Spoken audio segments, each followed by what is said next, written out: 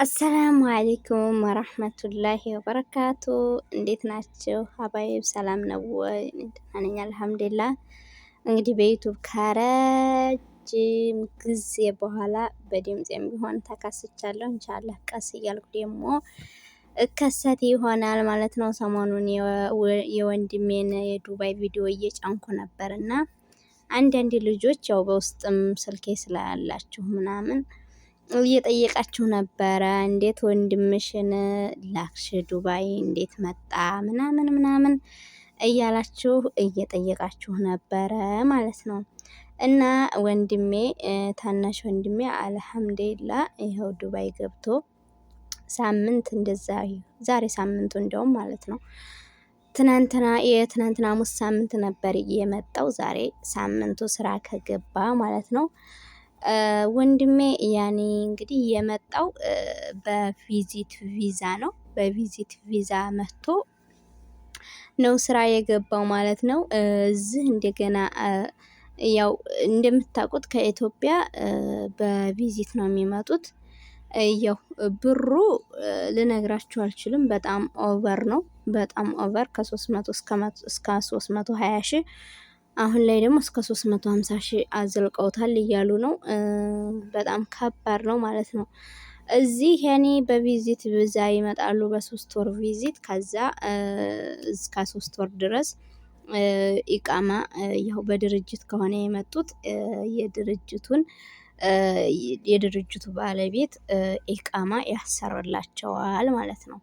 ወንድሜ አልሐምዱሊላ ያው እንዴት አገኘው ምናምን የሚለው ዱባይን በጣም አሪፍ አግኝቶታል የኔ ወንድም። ያው እንደሚወራው ከሆነ በጣም እኔ ከብዶኝ ነበረ።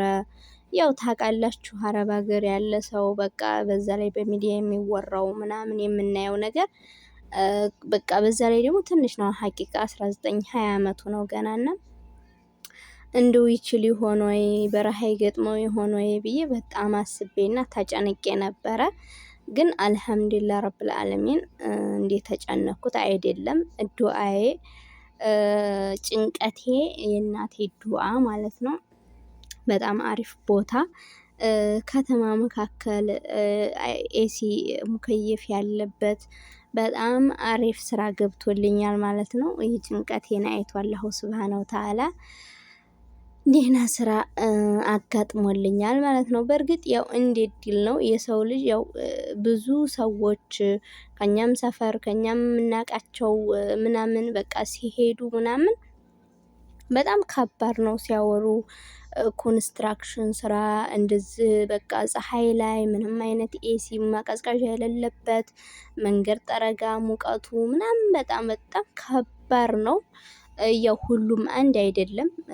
እንዴት ድል ነው የሚገጥመው ማለት ነው። ደላሎቹም እንደዚህ በቃ እንደዚህ ልይት አድርገው አያውቁትም ማለት ነው። ያኔ በስመ ሸሪካ በቃ ሸሪካ አረቦች ሁሉንም ነገር በጋራ የሚሰራውን ነገር ሁሉ ሸሪካ ስለሆነ የሚሉት በቃ በሸሪካ ስም ይሄዳሉ። በካምፓኒ ስም ግን የሚደርሳቸው በቃ ልም ያለ ገጠር በረሃ ልም ያለ ሙቀት በቃ ምን ልበላችሁ ያው እንደምታዩት ነው። እኔ ግን አላሁ ሱብሃነሁ ወተዓላ ሲውልልኝ የእናቴን ዱዓ የኔን ዱዓ አይቶ ደህና ነገር ደህና ስራ አስገብቶልኛል አላሁ ሱብሃነሁ ወተዓላ እላችኋለሁኝ። እና ብዙ ሰዎች ደግሞ ወንድማችንን ወይ ባላችንን እናምጣው ወይ ምናምን የምትሉ አላችሁ። እኔ ባል አምጡ አልልም። በነገራችን ላይ ባል አምጡ አልልም። ግን ወንድም ከሆነ ያው እኛ ሀገር ላይ በተለይ ወሎ ላይ እንደሚታወቀው ጦርነት ነው። በጣም ከባድ ነው። በቃ ከዛሬ ከነገ እንደዚህ ወይ ፋኖ ወይ መከላከያ ይገባሉ ወይም ደግሞ በጣም በቃ ብላችሁ ከምትፈሩ በቃ እንደማንም ብላችሁ ያው መቼም የኛ ነገር ያው አረብ ሀገር ካቆየን ቆየን። በቃ ማለት እዛም ብንሰጣቸው አያስመሰግንም።